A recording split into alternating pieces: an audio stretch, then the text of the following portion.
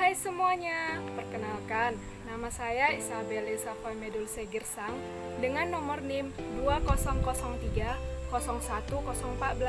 Saya berasal dari kelas Agroekoteknologi 1, Fakultas Pertanian, Universitas Sumatera Utara 2020.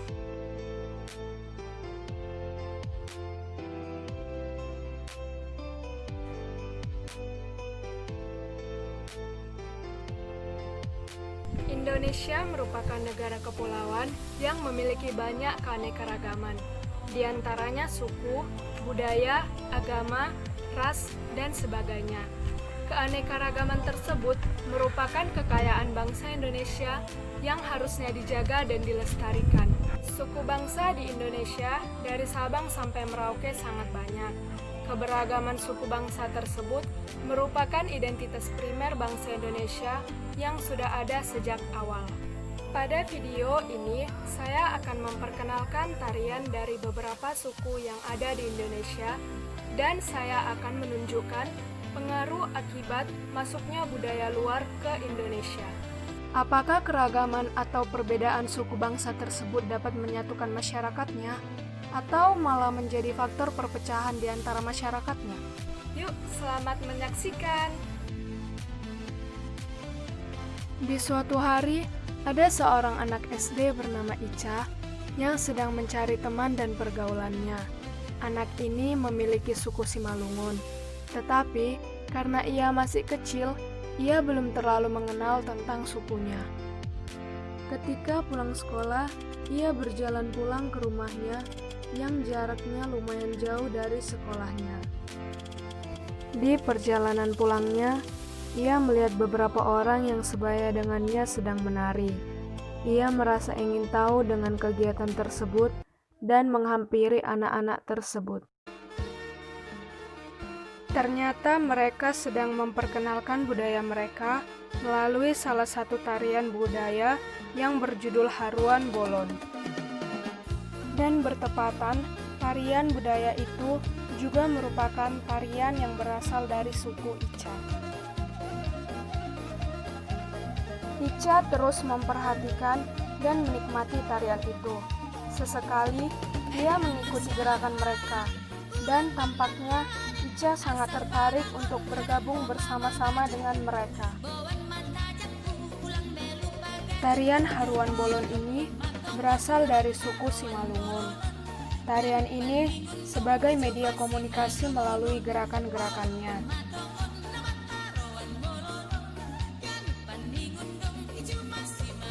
Tiba-tiba, salah satu dari anak yang menari itu mendekati Ica ketika ia sedang asik dengan musik tarian itu dan menarik Ica untuk ikut menari bersama-sama dengan mereka untuk memperkenalkan budaya tersebut.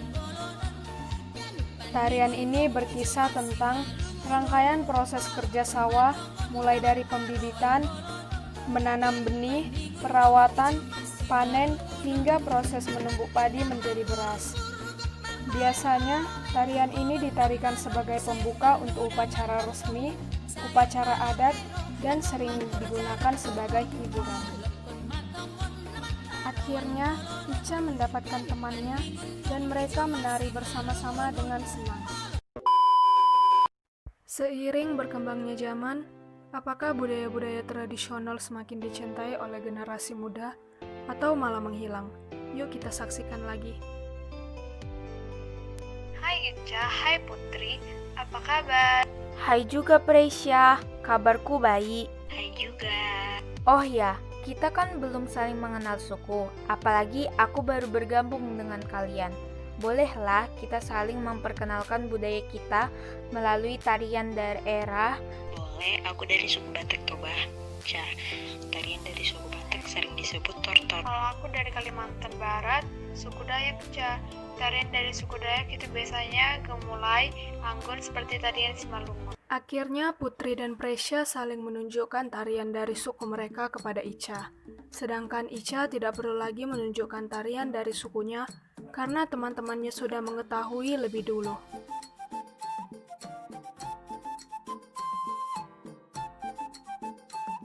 Tarian ini disebut sebagai tortor Bonajenges.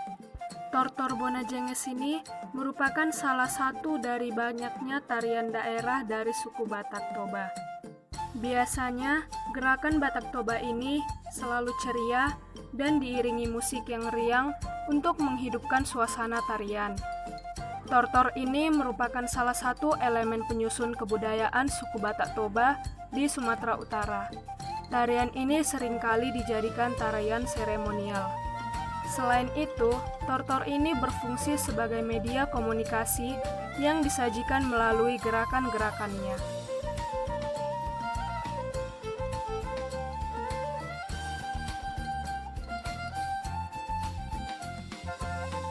Setiap penari tortor ini harus mengenakan ulos.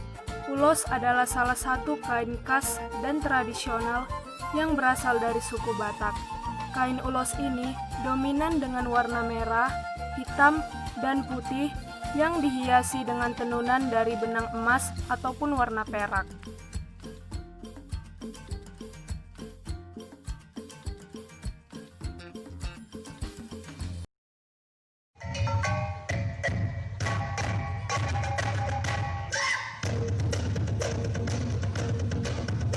Ini adalah tarian ruai. Tari ruai ini berasal dari Kalimantan Barat, yaitu suku Dayak.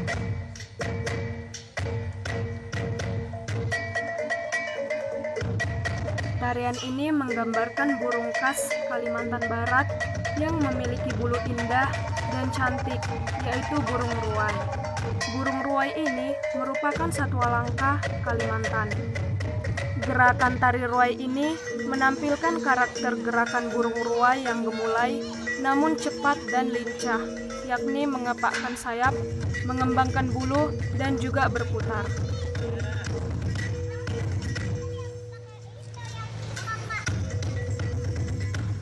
Konon menurut cerita rakyat, burung ruai merupakan jelmaan dari Putri Dayak yang diperlakukan buruk oleh keenam kakaknya. Lalu seorang kakek menolong putri tersebut dan merubahnya menjadi seekor burung ruai agar ia dapat hidup dengan tenang. Tarian ini umumnya ditampilkan oleh masyarakat Kalimantan Barat untuk menyambut tamu-tamu istimewa dan juga hari-hari besar nasional.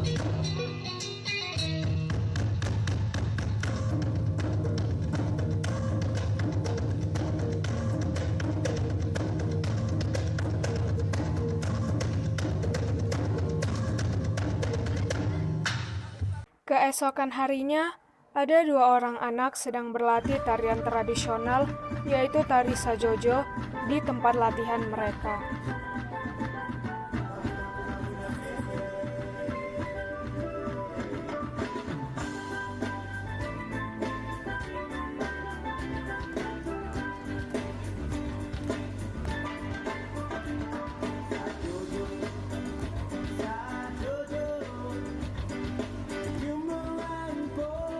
Tari sajojo adalah salah satu tarian tradisional yang berasal dari daerah Papua.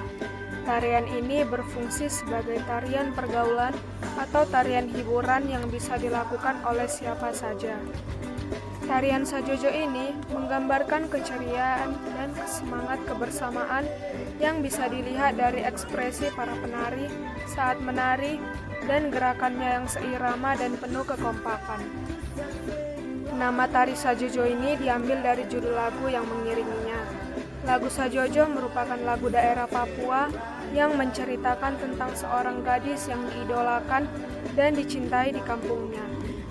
Gerakan sajojo ini tidak terlalu menggambarkan lirik lagunya, tetapi irama lagu ini sangat cocok dengan gerakan tarian sajojo. Tiba-tiba datanglah dua orang pemuda dengan membawa gaya modernnya.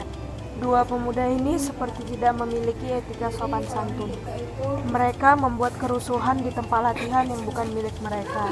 Mereka menganggap budaya tradisional kuno dan budaya modern yang paling top, sehingga pemuda ini menunjukkan tariannya.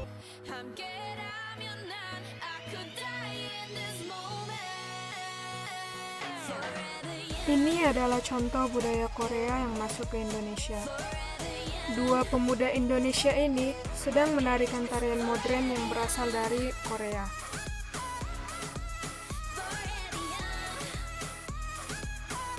Akibat perkembangan zaman, banyak budaya luar yang masuk dan belum sepenuhnya dilakukan penyaringan terhadap budaya tersebut.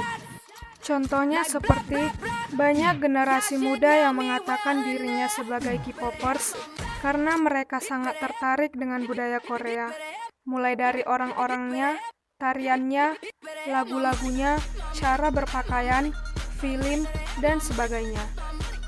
Tanpa mereka sadari bahwa generasi muda sekarang ini lebih mencintai budaya orang lain daripada budaya negara sendiri.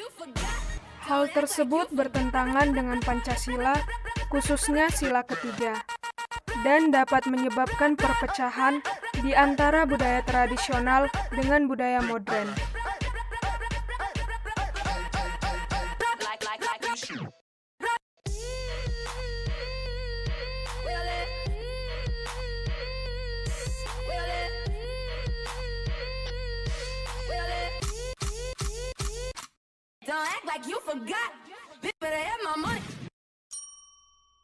Kemudian salah satu orang budaya tradisional ini tidak terima dengan perbuatan dua orang pemuda modern itu.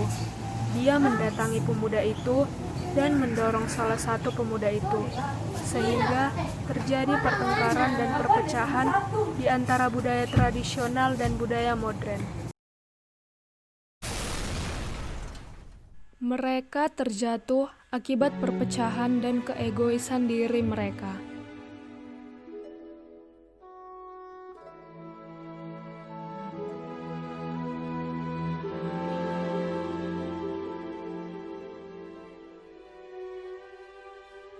Tanah airku tidak kulupakan, kan terkenang selama hidupku. Muncullah satu orang anak yang membantu pemuda-pemuda ini untuk bangkit dan menyadarkan mereka akan kesalahan mereka. Tidak akan hilang dari kalbu.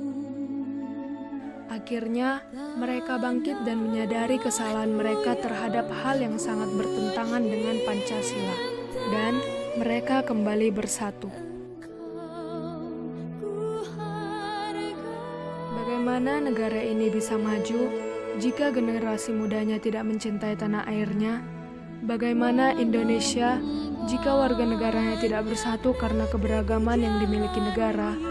Dan bagaimana Indonesia maju apabila perkembangan zaman yang masuk ke negara malah menghilangkan identitas dan jati diri bangsa? Tetapi kampung dan rumahku.